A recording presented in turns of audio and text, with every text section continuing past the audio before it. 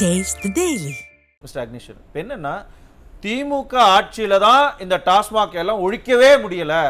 திமுக ஆட்சியில தான் இந்த டாஸ்மாக்னுடைய வருமானம் எல்லாம் ரொம்ப அதிகமாயிட்டே போகுது அப்படிங்கிறது உண்மையா? 100% உண்மை இல்ல. இந்த பொங்கல்ல 6 நாள் 7 நாள்லயே வந்து 3 நாள்ல 3 நாள் பரவாயில்ல, மகிழ்ச்சி. 7 நாள்னா அப்ப 1400 கோடி வந்திருக்கும். பரவாயில்ல. அதாவது டாஸ்மார்க்கை மூடு என்று திமுக எதிர்க்கட்சியா இருக்கும்போது சொல்லுச்சு. ஆளுங்கட்சி ஆனதுக்கு பிறகு டாஸ்மார்க் குடிச்சவன மண்ணுக்குள்ள போட்டு மூடு, எல்லாம் ஒண்ணுதான், ஒரே மூடு தான். மண்ணுக்குள்ளையா அல்லது டாஸ்மார்க் என்றதான் திமுக வந்து ஒரு பட்டிமன்றம் வைக்கணும். இன்னைக்கு நண்பர் சிவா வந்து மிக ஆவேசமாக பேசினார். அரசாங்கமே ஆவேசப்படாம இருக்கு, ஏன் இவர் ஏன் இவ்வளவு ஆவேசப்படுறாரு? ஆகையினால நீங்க 2021 தேர்தல் அறிக்கையில 360ல என்ன சொன்னீங்க? நாங்கள் மாவட்டந்தோறும் மது குடிச்சிட்டு இதுக்கு பாதிப்படைஞ்சவங்கள நாங்கள் மறுவாழ்வு மையம், ஒரு மறுவாழ்வு மையத்தை ஒரு மாவட்டத்தில் திறந்தீங்களா? திறக்க மாட்டீங்க. தமிழ்நாட்டில் ஒரு தவறான முன்னுதாரணம் ஒரு டாஸ்மார்க்கு. இப்போ போகும்போது இன்னொரு விளக்கம் சொன்னார், எனக்கு ஆச்சரியமா இருந்துச்சு. ஆங்கிலேயர்கள் படின்னு சொன்னாங்க, பள்ளிக்கூடத்தை திறந்து வச்சாங்க. ஆனால் இந்தியர்கள் ஆட்சிக்கு வந்த பிறகு குடின்னு சொல்லிட்டு இருக்கிறாங்க. தமிழ்நாட்டில் அதுலயும் இன்னொரு தவறையும் நாம செஞ்சிருக்கிறோம். தமிழக அரசாங்கம் அதை உன்னிப்பா கவனிச்சு பார்க்கணும். நீங்க இந்திரா காந்தி அம்மா இந்த நாட்டில் பிரதமரா இருக்கும்போது குடும்ப கட்டுப்பாடுன்ற ஒன்றை நடைமுறைப்படுத்தினாங்க. வடநாட்டுக்காரங்க யாருமே குடும்பமாவது கட்டுப்பாடாவது, என் குடும்பத்தை நீ யார் கட்டுப்படுத்துறன்னு காதல போட்டுக்கிறல்ல. ஆனால் தமிழகம் அன்றைய கலைஞர் அவர்கள் முதலமைச்சர் இருந்தபோது நாங்கள் அது முன்முதாதிரி மாநிலமா மாத்தி காட்டுவோம் சொன்னாங்க. அதனுடைய விளைவுதான் இன்னைக்கு நாடாளுமன்ற சட்டமன்ற உறுப்பினர்களுடைய எண்ணிக்கை மக்கள் தொகை குறைஞ்சிச்சு. ஏன்னா அன்னைக்கு நம்ம குடும்ப கட்டுப்பாடு நாம நடைமுறைப்படுத்தி தமிழக அரசு அன்றைக்கு வெற்றி பெற்றதுன்னு சொல்லி மத்திய அரசு விருது வாங்கினாங்க. அதே கலைஞருடைய புதல்வர் இன்றைக்கு அவர் குடும்ப கட்டுப்பாட்டில் வந்து நம்ம தமிழ்நாட்டில் முன்னேற்றி கொண்டு வந்தாரு. அப்படி விருது வாங்கினார், பாதி பேத்த காலி பண்ணி. இன்னைக்கு தமிழ்நாட்டுடைய மாண்புமிகு முதலமைச்சர் மு.க. ஸ்டாலின் அவர்கள் குடிக்க வச்சு குடும்பத்தை காலி பண்றாரு. 2 பேருக்கு ஒன்று. முதலமைச்சர் குடிக்க வைக்கிறாருங்கிற இந்த ஸ்டேட்மெண்ட் எல்லாம் நான் இன்னொன்னு சொல்றேன், என்னுடைய பின் விளைவுகள் அப்புறம் நீங்க தான் வந்து இல்ல அப்படி எல்லாம் ஒண்ணு கிடையாது. ஆக முதலமைச்சர் வந்து அவரே வந்து வீடியோல விடுறாரு, யாரும் போதைக்கு அடிமையாகாதீங்கன்னு. ஆமா, கரெக்ட். நான் இன்னொன்னு நண்பர் சொல்லும்போது ஒண்ணு சொன்னாரு, எப்படின்னா, சார் நீங்க என்ன சார் இப்படி சொல்றீங்க? மதுபானத்துக்கு மட்டும் இப்படி முதலமைச்சருக்கு பின்விளைவுகள் வரும் அப்படின்னு நினைக்கிறீங்களே, குடிக்கிற மக்களுக்கு, ஓட்டு போட்ட மக்களுக்கு பின்விளைவுகள் வரும் என்று ஒரு நாட்டினுடைய அரசன் முதலமைச்சர் யோசிக்க மாட்டாங்களா? சார், நாடு பஞ்சத்துல கடந்த போது பசுமை புரட்சி என்ற ஒரு புரட்சியை சி. சுப்பிரமணிய ஐயா அவர்கள் விவசாயத்துறை அமைச்சரா இருக்கிற போது நீங்க அமெரிக்காவில இருந்து 2 கப்பல் கோதுமை வாங்கி நாட்டு மக்களுக்கு கொடுத்தாங்க சார். அதுக்கு எம்.எஸ். சுவாமிநாதன் ஐயாவும் ஒரு காரணமா இருந்தாரு. அப்படி நீங்க நல்ல உதாரணத்துக்கு காரணமா இருங்க. குடிக்க வச்சு 3 நாளில் நாங்க 725 கோடி நாங்க குடிக்க வச்சுட்டோம்னா இது தவறான முன்னுதாரணம் இல்லையா? அவங்க தான் என்ன சொல்றாங்கன்னா, மக்கள் குடிக்கிறாங்க, நாங்க என்ன பண்றது? அவங்க கடைக்கு முன்னாடி லைன்ல வந்து நின்னா நாங்க கொடுத்துதான் ஆகணும். நான் ஒண்ணு சொல்றேன் சார், இது நல்ல கேள்வி, நல்ல ஒப்பீடு. நண்பர் பேசும்போது கூட சொன்னாரு, டாஸ்மார்க் அரசாங்கம் விக்கிறீங்களா, அப்ப கஞ்சாவை வித்துட்டு போங்க. என்ன சார் இது? என்ன சார் இது? ஏன் சார் தமிழ்நாட்டுல புழக்கம் இருக்கா இல்லையா? நீங்க அவருக்கே ஜாஃபர் சாதிக்கு பதவி கொடுத்தீங்களா இல்லையா? பன்னாட்டு தொடர்புடையவர் பதவி கொடுத்தீங்களா இல்லையா? ஆகவே இது என்ன சார்? 2010 போதை பொருள் அவர் கடத்தின பிறகு சார் பதவி கொடுத்தா? இது அவரோட நேரம். 2017ல ஜாஃபர் சாதிக் மீது வழக்கு இருந்துச்சா இல்லையா? நீங்க கொடுத்தது 2021 ஆட்சிக்கு வந்ததுக்கு பிறகுதானே அவர் அயலகத்துல இருக்கக்கூடிய பொறுப்பு கொடுத்தீங்க. என்ன காரணம்? ப்ரமோஷனா, பதவி உயர்வா? தவறான முன்னுதாரணம் இல்ல? ஆக இதையும் சேர்த்து நீங்க பண்ணிருக்கேன்னு கேட்கிறேன். சார், நமக்கு தேவை என்னன்னு கேட்டீங்கன்னா, உலகமே பன்னாட்டு இதெல்லாம் மாறி போயிடுச்சு சார். இங்க நாம எதிர்பார்க்க வேண்டியது, பரந்தூர் விமான நிலையம் நீங்க எதிர்கட்சியா இருக்கும்போது எதிர்த்தீங்க, ஆளுங்கட்சி ஆனதுக்கு பிறகு அதுக்கு சல்யூட், கோஹெட் அப்படிங்கிறீங்க.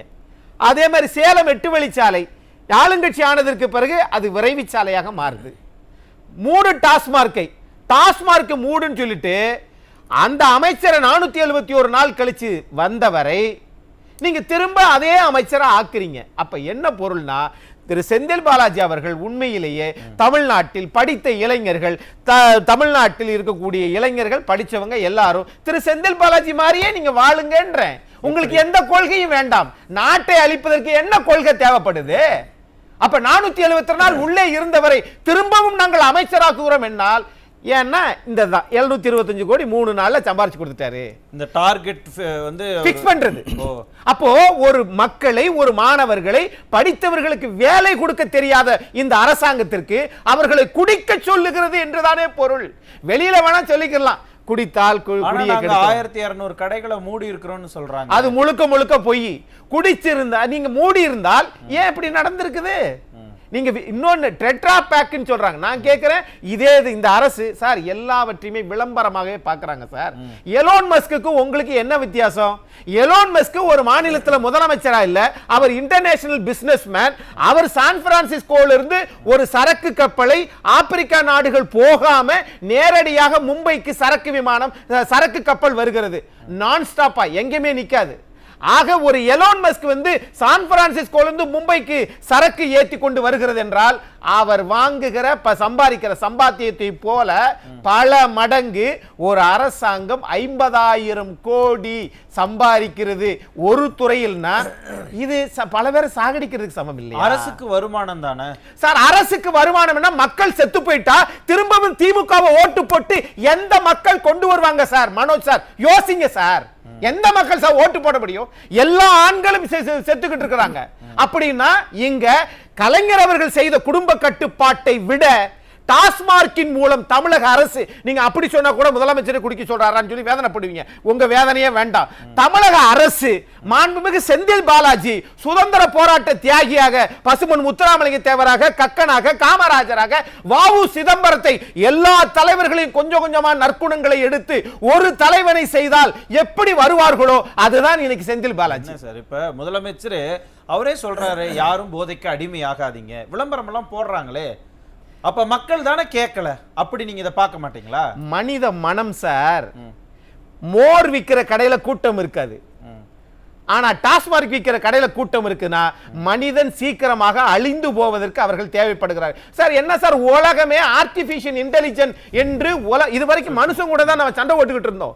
ஆனால் நுண்ணறிவு பிரிவில் மாநில அரசாங்கமே ஆர்டிபிஷியல் இன்டெலிஜென்ஸுக்கு பட்ஜெட்ல பணம் ஒதுக்கிருக்கீங்களே, இனிமேல் நமக்கு கம்ப்யூட்டருடனும் கணினியுடனும் இந்த செல்போனுடனும் நாம வந்து போராட வேண்டிய காலகட்டத்தில் இன்னைக்கு தமிழக அரசு மதுபானத்தை சம்பாரிச்சு தான் ஒரு அரசாங்கம் நடத்தணும்னா இந்த அரசுக்கு அவமானமா இல்லையா? எங்க போய் சொல்றது? ஆனா இப்ப சொன்னாரு, ஆல்டர்னேட்டிவா ஒரு வருமானம் வர்றதுக்கு என்ன வழி? ஏன்னா கிட்டத்தட்ட பட்ஜெட்ல 50,000 கோடி ரூபாய், இப்ப எல்லா கடையும் மூடிட்டா 50,000 கோடி ரூபாய் நமக்கு இங்க வராது. அது ஒண்ணு. இன்னொன்னு என்னன்னா, மக்களுக்கு அது வேறு விதமான உடல்நல கோளாறுகளை கொடுக்கும்ல. நம்ம ரீஹாபிலிட்டேஷன் சென்டர்ஸ் எல்லாம் ஆரம்பிக்கணும், அவங்களுக்கு மனநல ஆலோசனைகள் வழங்கணும். இத்தனை பேர் இருக்கிறாங்க, அவங்களுக்கு ஆல்டர்னேட்டிவ் என்ன இருக்கு? திடீர்னு கள்ள சாராயம் குடிக்க போயிட்டாங்கன்னா இப்ப அன்னைக்கே பார்த்தா 75 பேருக்கு மேல இறந்து போயிட்டாங்க. அதையெல்லாம் அரசு யோசிக்கணும் இல்லையா? நல்ல கேள்வி கேட்டீங்க. அரசினுடைய உளவுத்துறை இது அரசாங்கத்திட்ட போய் சொல்லணும். ஒரு புறத்துல டாஸ்மார்க் அரசாங்கம் விற்கக்கூடிய மதுக்கடையில 50,000 கோடி சம்பாதிக்கிறீங்க. ஆனா ஏன் 50,000 கோடி வருது அப்படின்னா, இது குறைஞ்சபட்சம் 180 ml தான் விற்கிறாங்க. ஆனா நீங்க இங்க இருக்கக்கூடிய மரக்காணத்திலையும் கள்ளக்குறிச்சி கருணாபுரத்திலையும் அந்த நீங்க சொல்லக்கூடிய அரசாங்க மதுபானத்தை வாங்காம ஏன் அந்த சரக்கை வாங்கி குடிச்சாங்க? என்ன காரணம் சார்? அமைச்சர் சொன்ன காரணத்தை என் வாயால சொல்லணும்னு கேக்குறேன். நானே சொல்லிடுறேன். 180 ml நீங்க விக்கிறீங்க பாத்தீங்களா, அது 180 ரூபாய், அப்புறம் சைடிஸை சேர்த்து 250 ரூபாய் வந்துருது. 50 ரூபாய்க்கு இந்த மது பிரியர்கள் குடிக்கிறாங்கன்னு சொன்னா, அந்த குடிச்சவங்களுக்கு 10 லட்சம் ரூபாய் கொடுத்தீங்களே, மரக்காணத்துல குடிச்சவங்களுக்கு 10 லட்சம், இங்க குடிச்சு செத்தவங்களுக்கு 10 லட்சம், இந்த 10 லட்சத்தை 50 ரூபாய்க்கு வாங்கி குடிக்கிறாங்களே. அப்ப ஒரு புறத்துல டாஸ்மார்க் வருமானம் கூடுகிறது, மற்றொரு புறத்துல 50 ரூபாய்க்கு குடிக்கிறாங்க, விலை குறைவானது. அதை நீங்க அரசாங்கமே வித்துட்டு போயிடலாமே, சாகவும் மாட்டாங்க, 10 லட்சம் ரூபாய் கொடுக்க வேண்டிய அவசியமும் இல்ல. அரசையே விற்க கூடாதுங்கிறோம். நீங்க சாராயத்தையும் அரசு விக்கட்டும் அப்படின்னா இது என்ன சார்? அப்ப அது குடிச்சு சாகுறாங்களே, அதை தடுக்கணும் சார். அதை தடுக்கிறதுக்கு அரசு என்ன? கள்ளக்குறிச்சி சட்டமன்ற உறுப்பினர் உங்களுக்கு புகார் கொடுத்தாரு, மாவட்ட ஆட்சித்தலைவர் ஆட்சித்தலைவர் அலுவலகத்தில் விக்குதே சார், கண்காணிப்பாளர் நடவடிக்கை எடுக்கலையா சார்? அதிமுக முயற்சி பண்ணுச்சு. புரியுது. இந்த டாஸ்மாக் வருமானத்தை குறைக்கிறது மட்டும் இல்லாம டாஸ்மாக்ல மது விற்பனையை குறைக்கிறதுக்கு அரசு தயங்குறது ஏன்? இதுக்கான வழி வேறு என்ன இருக்கு, மாற்று வழி என்னங்கிற தொடர்பாக விரிவாக பேசலாம். அக்னீஸ்வரன் சார், ரொம்ப சுருக்கமா உங்க இறுதி கருத்து. இதே மாதிரி டாஸ்மாக் வருமானத்துக்காக டாஸ்மாக்னு பார்த்து அதை குறைக்காம இருக்கிறதும் படிப்படியா அதை மூடாம இருக்கிறதும் எதிர்வரக்கூடிய 2026ல திமுகவுக்கு என்னென்ன விஷயங்களை தரப்போகுது? மிகப்பெரிய ஒரு வீழ்ச்சியை திமுக அரசாங்கத்துக்கு கொடுக்கும். நீங்க உத்தரப்பிரதேசம் வந்து அதிகமா வந்து மதுல வருமானம் வருது. ஆனா அந்த மக்கள் தொகை 23 கோடி, தமிழ்நாட்டில் வெறும் 8 கோடி, 50,000 கோடிக்கு நம்ம குடிக்கிறோம் அப்படின்னா இளைய தலைமுறை எங்கே போய் நிறுத்த போகுதுன்னு நம்ம பார்க்குறோம். எல்லாத்துக்கும் ஜிஎஸ்டி போடுறாங்களே, நம்ம வாங்குற அரிசி எல்லாத்துக்கும் போடுறீங்களே, அந்த சரக்குக்கும் போட்டிங்கன்னா, ஆல்கஹாலுக்கும் மதுபானத்துக்கும் ஜிஎஸ்டி போட்டிங்கன்னா வாங்குறவங்களாவது கொஞ்சம் குறைப்பாங்கல்ல. மாநில அரசுக்கு வருமானம் வரும்ல, அப்ப குடிக்கிறவங்களும் குறைவாங்க, மாநில அரசு அதனால அதை மட்டும் தவிர்த்துட்டு ஜிஎஸ்டி நாட் இன்க்ளூடட் ஆல்கஹால் அப்படின்னு கொண்டு வர்றாங்கல்ல, இதை முதல்ல மாத்தணும். ரெண்டாவது, மக்கள் இருந்தா தான் ஒரு அரசாங்கம் இருக்கும்.